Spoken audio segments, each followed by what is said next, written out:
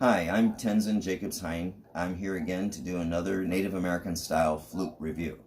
Today I'm going to be reviewing a flute from Ancient Territories Flutes made by John Stillwell, a non-native flute maker from Arizona. He makes an amazing flute that is, as far as I'm concerned, is superior to any flute that is made today. There are a lot of more expensive flutes out there. They have a lot more ornamentation on them, but none of them will play better. And in a lot of ways, none of them will play as well as an Ancient Territories flute will. I began playing these flutes about 3 or 4 months ago and was totally taken aback by all the different qualities this flute has in it that are not present in any other Native American style flute. First of all, let me show you the flute. Today I have this flute here, which is an Ancient Territories E flute in the key of E. This is made of a flute body that is made of Canarywood, which is this part of the flute body here. At the ends, at the mouthpiece and the end cap, we have a really beautifully figured curly maple, which is hard to see. It almost looks like tiger eye with a blonde color to it when you look at it in the sunlight. The Canarywood on this particular flute is exceptionally loudly figured with a lot of variation in its grain. There are some other woods that are here used. This is actually not inlays. These here that you see on each end that look to be inlays are actually laminates, from what I understand, which means that they are actually part of the flute body. They're not just laid on the surface. Not sure exactly how that's done. I have some ideas, but I won't go into that right now. Up here we have the bird or the block for the flute.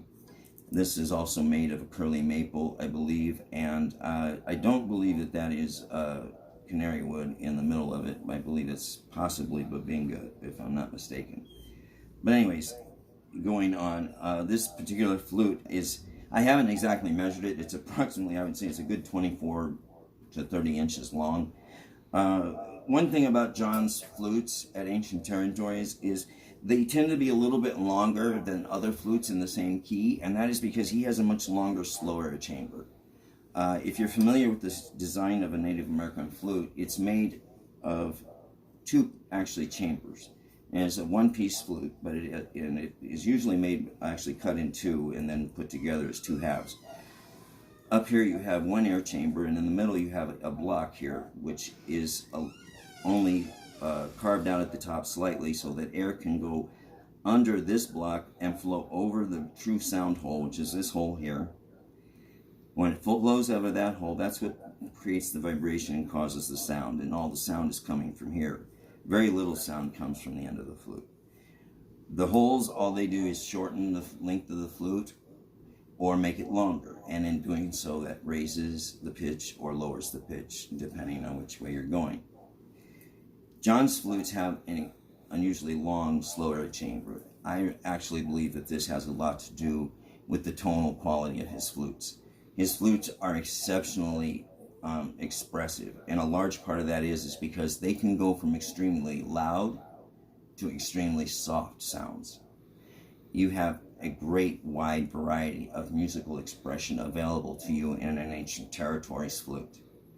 I cannot recommend them enough. What you cannot see on the flute, which I want to point out, is underneath this block as part of the slow air chamber, and you can see a little bit of it.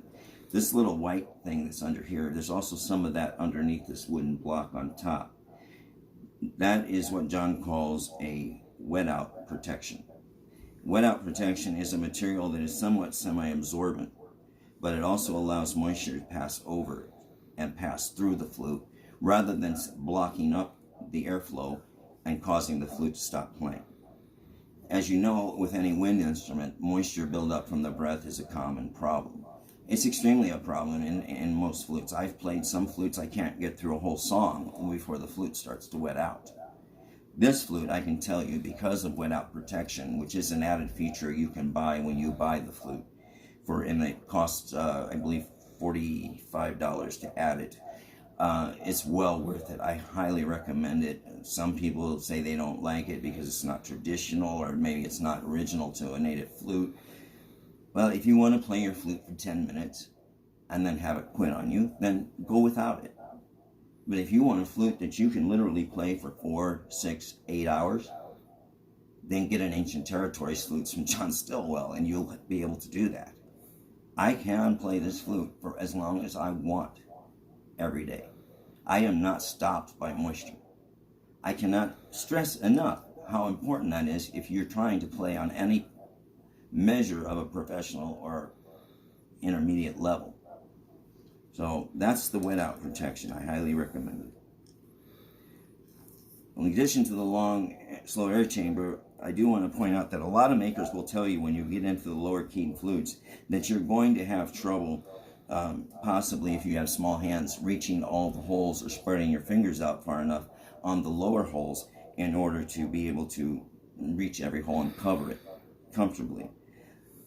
A lot of makers say that, and when you get the flute, if you've had any experience with the flute, you find that it's not such a big deal, no big problem. It's a low-keyed flute, it's maybe a bass flute, or I've got a contrabass flute. No problem fingering those holes, so you can cover those holes with no problem. I will tell you, with an Ancient Territories flutes, if you're told that it might be difficult, then believe it.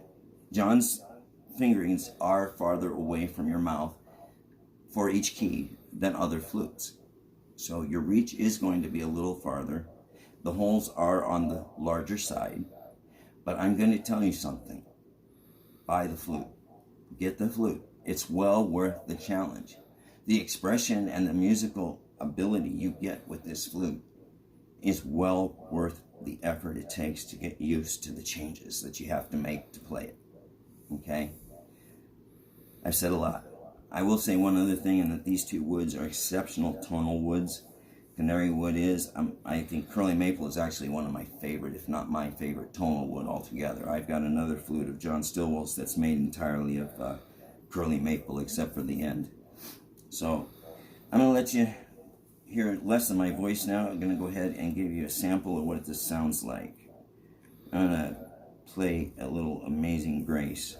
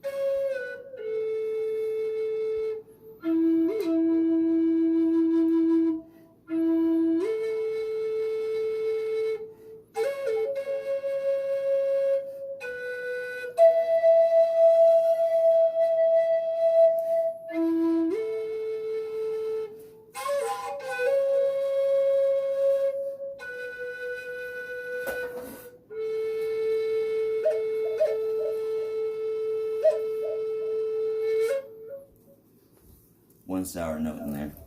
But other than that, as you can see, the flute is got the most beautiful tone.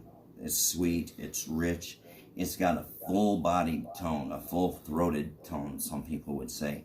It's got the most loud, beautiful, haunting sound that everybody is just drawn to when they're thinking of the Native American style flute. I'll say it one more exhausting time. If you get a chance to own an Ancient Territories flute, don't pass it up.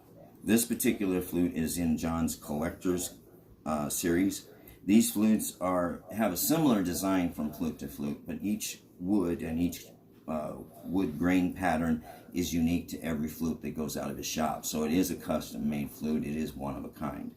This particular flute is on the high end of his flutes. In fact, it's the most expensive flute he had. Without the flute bag, it would be $390 with the wet out protection. And if you take away the wet out protection, it's about $350. He has others. They are a little less expensive for the higher keyed flutes, which are a little bit smaller bodied flute.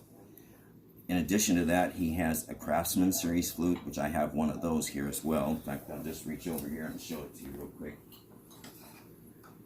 As long as we're doing this. This is his Craftsman series. It's about the same. As you can see, I'll put them side by side. They're similar. In fact, the quality of the sound and the tone and everything is very similar from flute to flute, except for the key. You're going to get the same rich quality and workmanship in every flute, regardless of whether it's a collector's edition or a Craftsman series. The Craftsman series flute is a very good flute, and they run a little less expensive. They're more affordable for the entry-level player or for the intermediate player, but an advanced player can play this flute indefinitely as well. This flute retails for about $250 with wet-out protection in that range, depending on which key flute you get. He has another series of flutes, which is he has two others. He has a backpacker's edition, I believe. One of his editions of flutes, you can get that one retailing for about right around, I think it's around $150 to $200, depending on whether you have the wet-out protection installed or not. Wet-out protection is an add-on feature which you have to request when you purchase the flute or order when you go online. It does take John a day or two, a couple days to install that once you've ordered the wet-out protection. If you don't order the wet-out protection, your flute will go out to you immediately. Thank you for your time. Again, these are Ancient Territories flutes from John Stillwell.